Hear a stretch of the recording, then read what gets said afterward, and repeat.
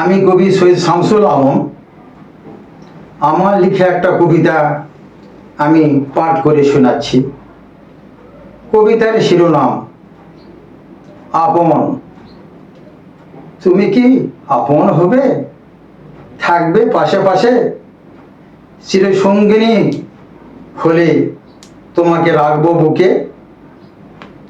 চাই শান্ত রমণী, মেজাজে নয় প্রখরতা, অসভ্য নয় সভ্য, ভালো বংশের বনলতা।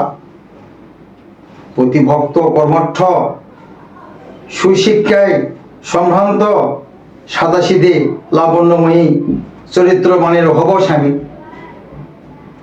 পাঠ্যদানে ব্রত, হয়তো উদাসীনী শত, তাকে চাই কয়জন, নয় তো সে রতন। প্রেম নয় মোহ, ফোনে কথা শত, যদি মিলন হয় সেদিন প্রেমের ক্ষয়। চরিত্রহীন নষ্ট নারী, নষ্ট করব না বাড়ি, তুমি কি হবে, থাকবে আমার বুকে। করো না কিছু গোপন, যদি হও আপন, চরিত্র করো সচেতন, তুমি হবে প্রিয়জন। আপন যে আপন, সে করবে না গোপন, নারীত্ব বড় ধন, নরের সেই আপন। সংক্ষিপ্ত।